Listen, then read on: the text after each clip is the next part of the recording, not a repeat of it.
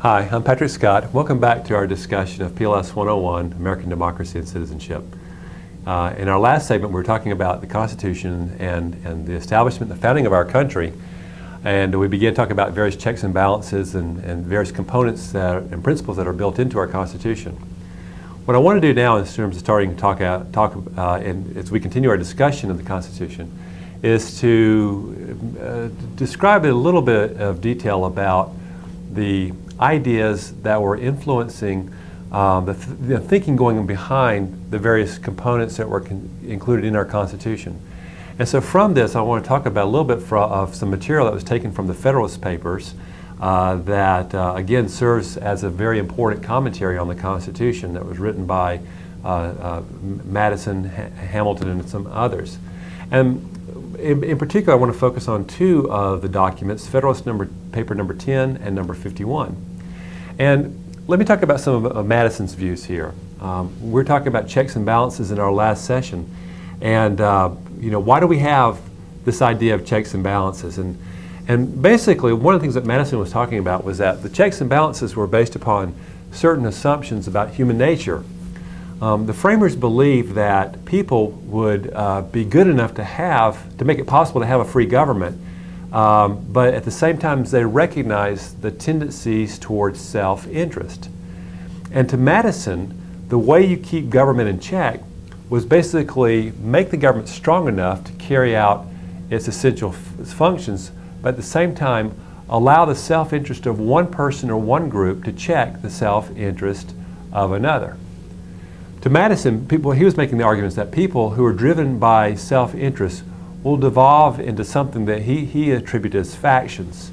And factions were basically defined by Madison as follows. It's a number of citizens which can be a majority or a minority of people, and they are united by some common passion or interest that is in opposition to the rights of other citizens or the permanent and aggregate interest of the community. And this is taken from Federalist number 10. This idea of faction is kind of like the idea of an interest group, a little bit broader in concept, however. But the idea is that people, as they pursue their self-interest, are naturally going to form into factions. Now, factions themselves are neither good nor bad, but the problem is that the factions can lead to something called the tyranny of the majority. And this is basically where the rights of the minority are going to be trampled upon by the majority. And he believed that both the minority and majority, depending upon no matter how you define this, but all the groups ought to have basic rights and freedoms. And the way you protect this tyranny of the majority is by dispersing political power so that no one faction could really gain the upper hand. And this can be done through a system of separation of powers and checks and balances. So by avoiding the concentration of political power, you thus avoid the problems that would inevitably occur with these factions. Factions would have to work together to get things done. Compromise would be the key.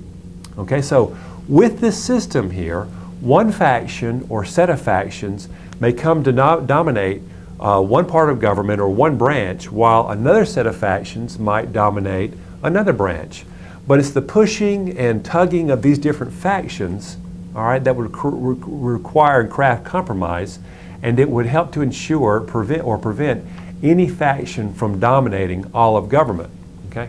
So one of the things that Madison was suggesting was that having a system of separation of powers and checks and balances was very, very important to help keep these factions in check.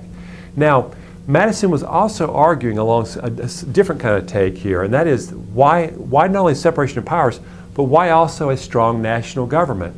Well, again, can you see tyranny of the majority taking place not only in terms of the branches, you know, if one faction came to dominate all of government, so you separate those in terms of different branches, but could also, throughout our country, could there be tyranny of the majority taking place in smaller communities? And that's what also he was fearful of. There might be in a small community, for example, one group, a majority, passing laws that would trample upon the rights of a minority, and in the process of doing that, the minority views would not be expressed.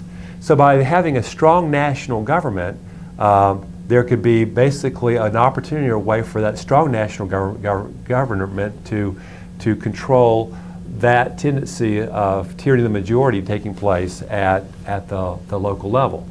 And so in a lot of ways here, the argument here is that tyranny of the majority could be curtailed by having both a strong national government as well as having separation of powers at that level. Now, a related point deals with the concept of liberty, and this is the Constitution and liberty. And this involves basically the debate occurring between the Federalist and the Anti-Federalist. The Anti-Federalists, people like Jefferson, believe that liberty could be secured best in a small republic where you had a weak national government, where you have basically the rulers who are physically close to where you are, and they're checked by the citizens, all right? So you have a small, limited national government.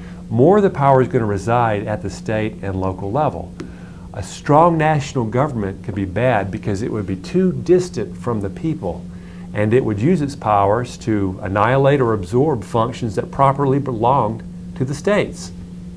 The Anti-Federalists wanted most of the powers of the government to be kept firmly in the hands of the states.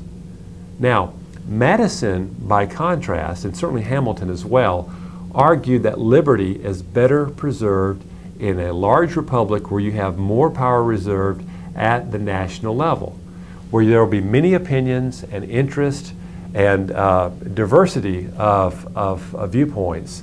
That would be better in terms of preserving liberty than, say, the uniform characteristics of small communities. Again, going back to the idea of small communities where you have a lot of power residing there, you could have a lot of tyranny of the majority, and it's much more easily accomplished in small communities. And so basically the idea that Madison was saying is that people who had unpopular viewpoints, who were part of minority factions, these individuals will find it much easier to acquire allies in a larger and more diverse society. So in a larger republic, different interests will have to come together and build coalitions in order to rule. And in a large republic, such a coalition will be more diverse and more moderate in nature than a coalition formed in a small republic. So, essentially, Madison was suggesting that the national government should be at some distance from the people and insulated from their momentary passions because the people did not always do the right thing.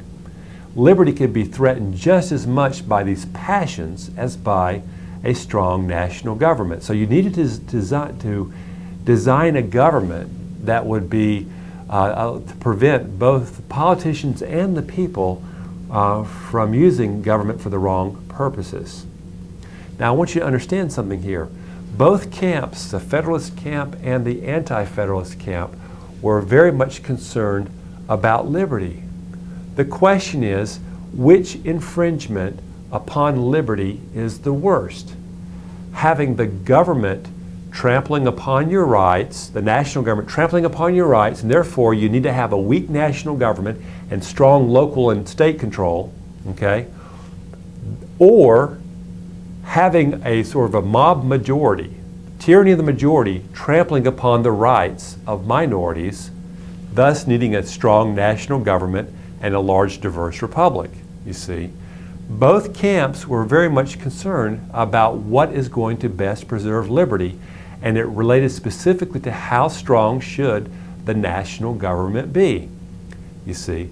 So on the one hand, one camp believed a strong national government is good to preserve liberty, to prevent the tyranny of the majority in small communities from happening. All right. Another camp believed that liberty is best preserved by actually having a weak national government, because that strong national government would actually trample upon the powers that belong really appropriately to the state and local governments. Okay, so the Constitution and the founders really kind of dealt with these kinds of issues, and the principles in our Constitution do try to achieve a balance between these two diverse viewpoints about about how strong our national government should be. So on the one hand, we did call for a strong national government, but we did call for separation of powers. We also called for a lot of powers to reside at the state level through our Bill of Rights. In fact, before the Anti-Federalists would sign on and ratify our Constitution, they pushed very strongly for a Bill of Rights, that is, which is now embodied in our first 10 amendments to the Constitution. And this Bill of Rights will help to ensure individual liberty. So basically, immediately after the Constitution was accepted and ratified by the states, work began quickly on developing amendments to the Constitution that would guarantee the individual liberties. And so there were originally 12 amendments, but 10 were approved by 1791 that became part of our Constitution. Now, the thing I wanted to suggest to you here is this, is that these Bill of Rights, these first 10 amendments to our Constitution, were specifically designed to help buttress the power of the state governments by doing two things. One, by limiting what the federal government could do. The federal government had to guarantee certain freedoms of speech and freedoms of the press and freedoms of expression, freedoms of religion, these kinds of things. Limiting the power of the national government, and at the same time, including within that the 10th Amendment. We'll talk about this a little bit later in more detail, but the 10th Amendment is known as the Reserved Powers Clause, which basically helps to ensure that the states have plenty of power and authority in this new system of government. Okay, but I want you to understand, in a lot of ways, the Constitution was created and through the debates that were going back and forth to create a compromise to help ensure that on the one hand, again, the $64 million question, how do you have a national government so strong but not too strong? And this is the attempt that they tried to create at developing, at answering that $64 million question, and that is a strong national government, but at the same time one where rights of the states and local governments would be secured as well. So let's talk about some of these provisions in the Constitution as they relate to these debates and some other aspects of the Constitution beyond that too. When we talk about some various components within our Constitution, immediately one of the first things that we come up with and need to talk about is something called delegated powers. And this is contained in Article 1, Section 8. And by the way, let me also step back for a minute just to show you how our Constitution is constructed. Article 1 basically deals specifically with the legislature, and that is the Congress. Article 2 talks about the presidency, deals with the presidency. Article 3 deals with the judicial branch, and specifically the Supreme Court. Now, in Article 1, Section 8, there are something contained in that called delegated powers. These are powers explicitly given to Congress. Okay, the book, many texts refers to these as enumerated powers. But these are powers that Congress has, okay? And these are powers, for example, the power to tax, the power to borrow money, the power to regulate interstate commerce, to coin money, to declare war. These are powers that you did not see in the Articles of Confederation. These are powers now given to our national government. These are called delegated powers. We also have something called concurrent powers, and this is a principle in the Constitution that basically says these are powers that are shared by both the national and state governments. So, for example, to impose and collect taxes is a concurrent power. To determine criminal behavior and set forth punishments would be considered a concurrent power. But states, on the other hand, do not have the right to do other things such as coin money or declare war. Now, besides delegated powers and concurrent powers, we also have this idea I was talking about just a minute ago, reserved powers. This is embodied in the 10th Amendment. And essentially what the 10th Amendment says is that all powers that are not expressly denied to the states or given to the national government belongs to the states. You could say, for example, education could be a reserved power, although the federal government certainly does play a role in education policy as well. But the states have the primary role in terms of education. But the argument behind this and the reserved powers is that this, in a lot of ways, if you think about how it's written, all powers that are not expressly denied or given to the national government belong to the states. Well, that, in a lot of ways, is like a blank check, and it's an open-ended kind of idea that helps to ensure that the states have plenty of power. It's not all the power swallowed up at the national level, but there's plenty of power reserved to the states. And again, that's part of this idea of federalism, that we're going to create a government that where authority exists at both the national level and the states, and plenty of power is going to be reserved to the states. Now, besides delegated powers, concurrent powers, reserved powers, there's also something very important that flows from that very first power, delegated powers, and this is called implied powers. In fact, it comes from the very same section as delegated powers, from Article 1, Section 8. And this is something called the Necessary and Proper Clause of the Constitution. And what it basically says is that Congress has the right to make all laws necessary and proper in order to carry out its constitutional responsibilities, or in order to carry out its delegated powers. So this clause established implied powers, and basically what this has allowed Congress to do is to go beyond those powers specifically listed in the Constitution. In other words, if I have the right to collect taxes, all right, then what kind of powers do I need to collect taxes? Can I pass a law, can Congress pass a law, for example, to create the Internal Revenue Service? Well, will you see anything in the Constitution about the Internal Revenue Service? No. But this would be the idea of an implied power. Congress has the right to create the Internal Revenue Service as part of its constitutional responsibility to collect taxes. All right. What about in terms of instituting a draft, a military draft? Does Congress have the right to institute a draft? Well, according to the same idea, you will not see anything about a draft in the Constitution. But on the other hand, in order to raise an army or a navy, to maintain a militia, Congress could say that it has the right to institute a draft as an implied power in order to carry out its delegated powers. And what we have seen, especially in terms of the right to establish commerce, control commerce, to regulate commerce, there have been a lot of places over time, in a lot of ways, in which over time Congress has become much more powerful, and by implication the national government has become much more powerful because of this implied powers clause. The Founding Fathers may not have realized this, but over time the Supreme Court affirmed over and over again the right of the Congress, and then by implication the national government, to engage in a lot more things than that was originally envisioned by the Founding Fathers as part of implied powers. It's part of its right to do things to regulate commerce, for example. And in fact, one of the most important court cases that I should mention is McCulloch versus Maryland, which was in 1819. And in this court case, the Supreme Court affirmed the constitutionality of implied powers. What this did, and it was a couple of different things it did, but let me focus specifically on the implied powers.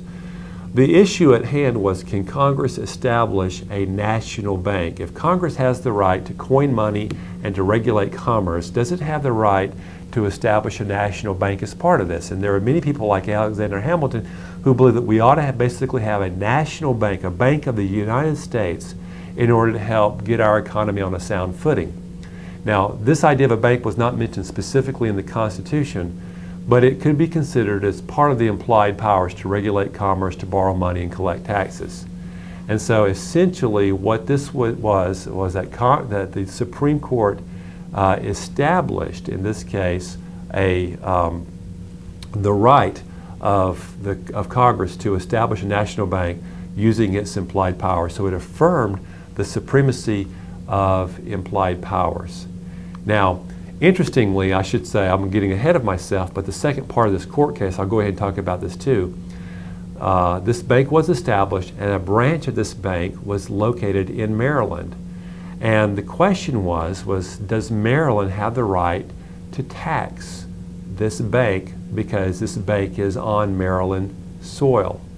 And again, this case went to court, and the Supreme Court basically sided with Congress. It said, first of all, that Congress had the right to establish a bank, and at the same time, it also said that Maryland did not have the right to tax this bank. So basically what this court case did in a 1-2 punch was, on the one hand, it was a broad interpretation of the necessary and proper clause. It greatly expanded the potential power and authority of the national government to do a lot of things.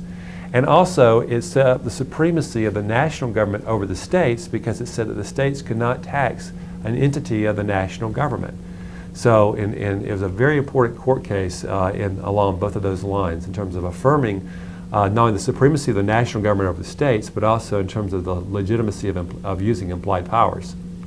Now, there were some other prohibitions that were placed upon the national government at the time too, and one was Article 1, Section 9, which basically says that Congress could not suspend the privilege of a writ of habeas corpus. And basically all this means is that if you are arrested, this is a mechanism to protect you. Habeas corpus is a mechanism to protect you because it forces the government, in this case the police, to bring you before a judge to determine if you are being legally detained. In other words, it's designed to prevent you from being arrested and detained arbitrarily. Okay? And that was one of the prohibitions placed upon Congress or the national government.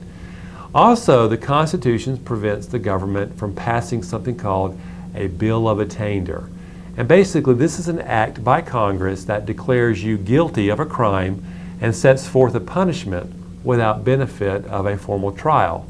It says that Congress cannot do this.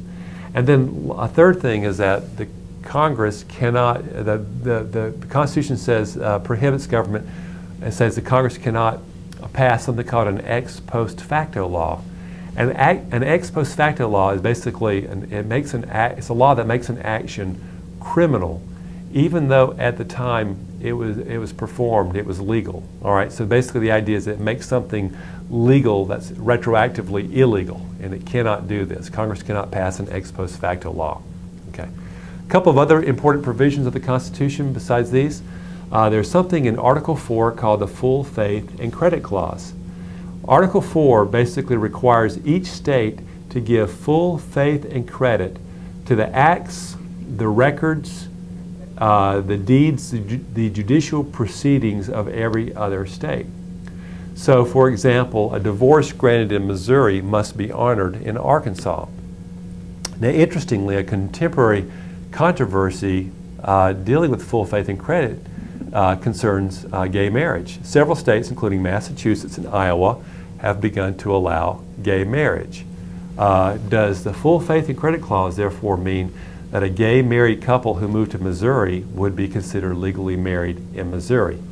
Well, what has happened is that several states have passed laws that allow them to not recognize such marriages. And then moreover, at the federal level, Congress has passed something in 1996 called the Defense of Marriage Act, and this act allowed each state to make its own laws related to the issue of gay marriage. But it also allowed other states to avoid honoring such legal unions that were performed in another state. So it'll be interesting to see whether someone challenges the constitutionality of the Defense of Marriage Act to see whether or not it violates the full faith and credit clause of the Constitution. Another important issue besides the full faith and credit clause is something called the Privileges and Immunities Clause of the Constitution. This is the idea that states are required to grant the same privileges to citizens of other states, the privileges that they grant to citizens of their own state. Okay, so for example, if Missouri passes a law that allows motorcyclists to ride without a helmet, for example, then someone from Nebraska is riding a motorcycle in Missouri without a helmet, that person should be also able to ride, without a helmet too. In other words, they have the same privileges as someone in Missouri does. Okay, so regardless of what the law in Nebraska says, you have to have your helmet on or not. If they're in Missouri, they can follow Missouri laws, and Missouri needs to recognize that this person, even though they're from Nebraska, they have the right to have the same privileges and immunities in Missouri under Missouri law. Another example is drinking age and crossing over into one state with a lower age limit. You know, if your drinking laws in one state might be 18, and most states are actually 21, but that would be an issue where if one state's 21, but this state allows it to be 18, you could come over. And at one point in time, we had some of that, where people would come into another state to drink or purchase alcohol. They'd be allowed to do so because they were now in a state that allowed these kinds of things. But all that relates to the idea of the Privileges and Immunities Clause. Now, let's talk about changing the Constitution. This is also pretty interesting too. The Constitution is very, very difficult to change. Over the past 200 years, over 10,000 times that we attempted to change the Constitution. There have been over 10,000 amendments proposed to the Constitution, and yet only 27 amendments have actually made it into, to reality, into our law, into our Constitution. And really, if you think about this, only 17, because our first 10 amendments were adopted by 1791. So since 1791, we've only had 17 amendments make it into our Constitution since then. The last amendment that we had was adopted in 1992, and basically this dealt with pay raises for members of Congress. It prohibited Congress from raising its own pay in the same session. In other words, a pay raise could not take effect until the next congressional session convened. And congressional sessions last every 2 years. So until the next session began, and they follow congressional elections, and all of the House of Representatives, for example, go up for election every 2 years. And so until the next session of Congress convened, could that pay raise take place. And the text will show you how you can amend the Constitution. And the most traditional method is to amend the Constitution. It requires a 2/3 vote in both houses in Congress. It has to pass the Senate by 2/3 and the House by 2/3. And then it'll go on to the states for approval, and it has to be approved in 3/4 by the states. And this typically is done by the state legislatures. But 3/4 of all the state legislatures, which is 38 states, have to ratify the proposed amendment before it can take effect. Now, what does that tell us? Well, if you look at statistics and the odds of some amending the Constitution, it's very, very slim. And today there have been several proposed amendments, things like prayer in public schools, a ban on abortion. The likelihood of these things passing is very small indeed. Banning gay marriage, okay, for example, too. And if the point here is that it's very, very difficult to amend the Constitution. At one point in time, they were talking about a constitutional amendment to balance the budget. And as our deficits get out of whack here, you may see other further calls for proposing a constitutional amendment to balance the budget. But in any case, the point I want to share with you is this. If you ever hear a politician say, vote for me because I'm going to propose a constitutional amendment to allow prayer in schools or to allow to ban abortion, whatever it may be, just realize that that politician is either fairly naive because he or she does not understand the likelihood of it getting done, or that politician is assuming that you are fairly naive because you don't understand the fact that the likelihood of it getting done is very good. The point is, a lot of politicians will use this as a ploy to garner votes, but it really is very meaningless because anytime they say, I'm going to propose a constitutional amendment, they may propose the amendment, but it will never see the light of day. The odds are far against it ever happening. So if you ever hear a politician saying to you, vote for me because I'm going to propose an amendment to do this or to do that, recognize the fact that it's not going to happen. Now, a couple of other points I want to talk to you about in terms of the Constitution. First of all, the text talks a lot about how the Constitution has been changed to reflect the changing needs of our society over time. And that change has basically occurred through two areas, through the amendment process, and also through interpretation of Supreme Court cases. And a lot of this actually gets into the debate about how we should interpret the Constitution. One camp believes, for example, that the Constitution is a living, breathing document that should be interpreted in light of our modern times, in light of the nuances and complexities of our society today. And so the way we should do this is to read into the Constitution, to say, what did the founders mean by this and what has it come to mean over time?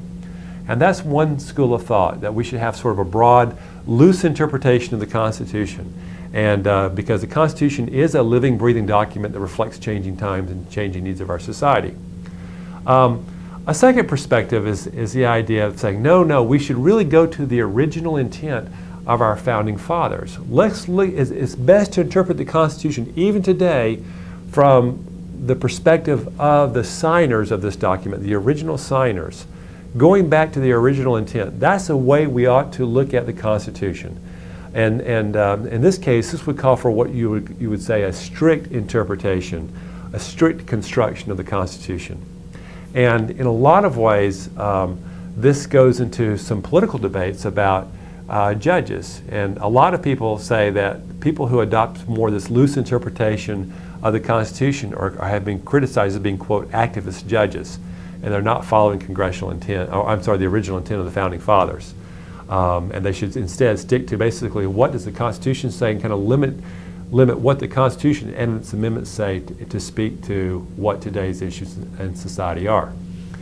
Now, another important point I want to suggest to you that relates to this, and that is how flawless, how perfect is our Constitution? Do you think the Constitution is a perfect document?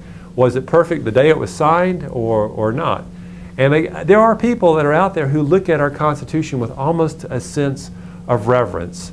It's the world's oldest written Constitution. We've had it for over 200 years. It has withstood the test of time. It reflects the profound wisdom of our founding fathers. Other people look at this as saying that's a very simplistic view of the Constitution. And they use arguments like this. If you think our Constitution is perfect or was perfect from the time it was born, consider just the idea of democracy as it's reflected in our Constitution. Was our Constitution, how democratic was our Constitution when it was first adopted? This is the argument that they use. And let's look at some points about it from that perspective.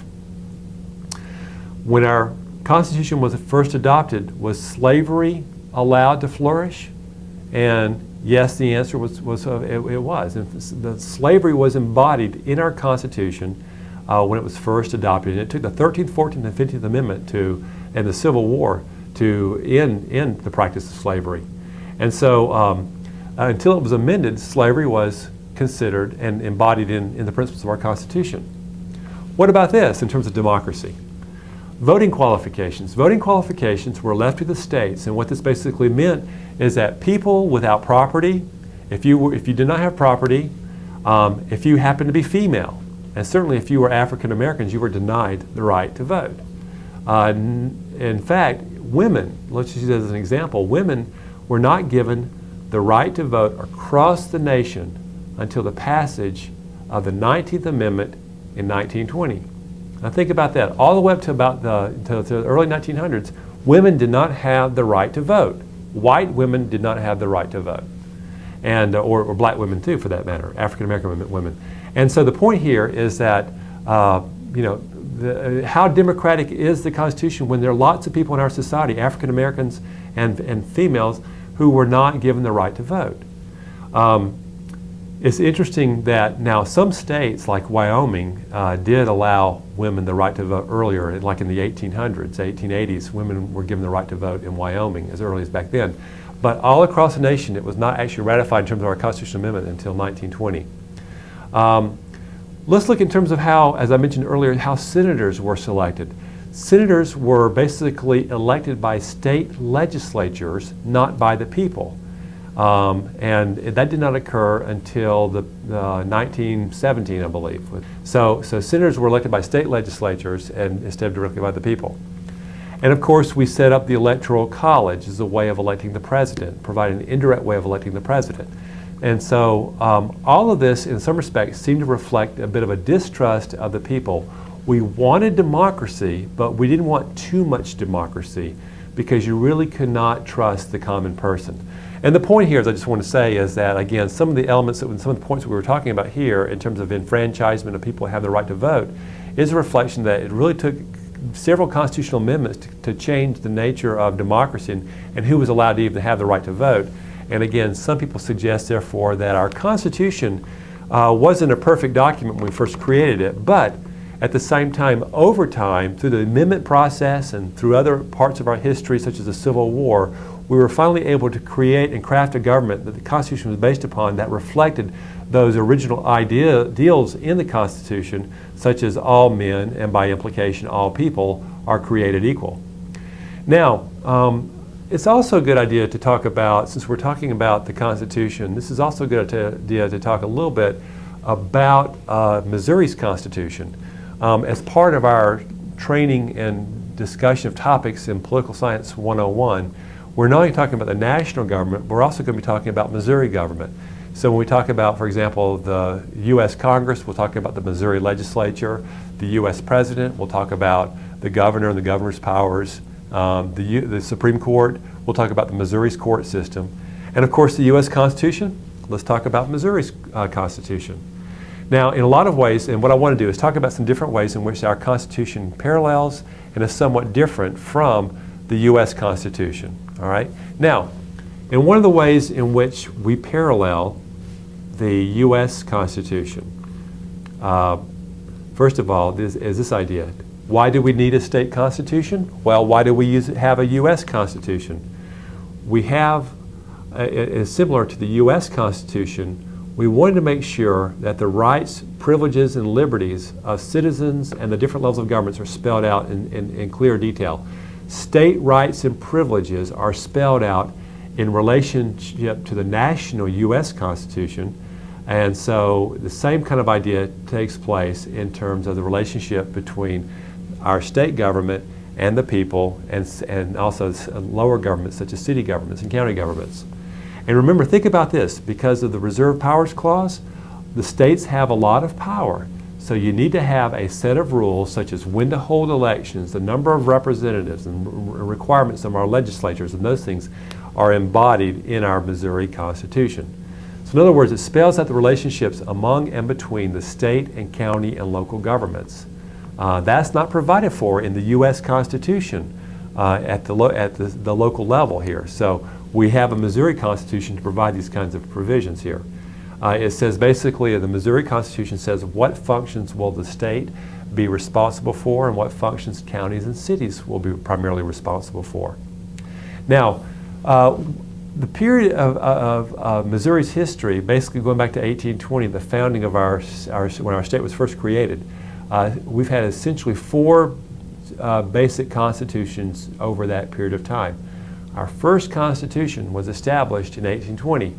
Its distinguishing characteristic was it made clear who a citizen was. If you were African American, you were not a citizen, you were not allowed to participate in political process, you were not allowed to vote. They were not considered citizens of the state, and they were therefore denied the right to vote. Now, we had the Civil War. In 1865, therefore, we adopted a new state constitution which basically gave African Americans the right to vote, and it established citizenship for African Americans. Interestingly enough, in the 1865 Constitution, it took away, however, citizenship from any Missouri citizen who had sided with the Confederacy. If you had either fought for the South or sympathetic to the Confederacy, you were denied the right to be a citizen of Missouri and denied the right to vote. This was known as the Ironclad Oath, and you had to take an oath that you were not sympathetic to the Confederacy in order to be a Missouri citizen. Now, the next Constitution we had and adopted was in 1875. And this distinguishing characteristic about the 1875 Constitution was that it gave the governor more powers. It strengthened the powers of the governor, it extended his term, and in particular, it gave him something called the line item veto. And that's what really expanded his power more than anything else. The line item veto basically is this, and most state governors have this line item veto power today. The idea is that when the governor is looking at a bill, the bill is on his or her desk, and the governor sees that. The governor instead of voting up or down the entire bill, in other words, vetoing the entire bill or approving the entire bill, the governor instead can actually veto certain provisions of that bill. And so there might be some provisions of a bill that have certain programs or have certain types of monetary implications that might be very, very expensive, and the governor could actually just simply veto out those portions of the bill. And the reason why most governors across the United States today have the line item veto is because most state constitutions require the respective states to balance their budgets. And so because of this, the line item veto is used by governors extensively on line item or vetoing specific provisions that might be very, very expensive. So it's a means to help balance the budget, and certain provisions do that. But that also does give the governor a lot of power by having the line item veto. The U.S. president does not have the line item veto power. For a brief moment in time, Bill Clinton, when he was president, had that line item veto power, but it was declared at the national level unconstitutional by the Supreme Court. And we'll be talking a little bit more in detail about that when we talk about the presidency. But in any case, the governor does have the power of the line item veto. Now, and that was given to the governor back in 1875. The last constitution we adopted was the one that we currently have, and this has been it was in 1945. That's our main constitution today. The interesting thing about the Constitution today is that since 1945, our Constitution has been amended over 80 times, I believe 82 times since 1945. And what's a reason to explain this is why is it that on the one hand we've amended it 82 times since 1945, but yet the U.S. Constitution has only been technically amended 17 times since 1791? Well, the reason why, and this is a very important point that distinguishes the Missouri Constitution from the U.S. Constitution, is that obviously it's much easier to amend the Missouri Constitution. Instead of having, like in the U.S. level, having a 2/3 vote of both houses of the legislature and sending it on to 3/4 of the states, or in this case 3/4 of the counties for approval, instead the people simply have it on the ballot, and by a simple majority vote on the ballot, an amendment will be approved and modify our Constitution. So the people across Missouri simply approve amendments to our Constitution, and it's done by a simple majority vote on the ballot. All right, and that's an important way in which the Missouri Constitution differs from the U.S. Constitution, and helps to explain why we have so many more amendments to our Constitution than our U.S. Constitution. Okay, now, in our next session, we're going to be moving in and talking about federalism. We'll be exploring in detail the topic of federalism. That gets into the relationship between the national government and the states, and this gets into one of those fundamental questions that I mentioned during our first session about where should government authority be vested. How much power should the federal government have? How much power should the states have? What kinds of functions and activities belong best at the national level, and what kinds of functions and activities are best performed by the states? Which ones should have a leading role? So I hope you enjoyed this discussion about the Constitution. This is Patrick Scott. We'll see you next time.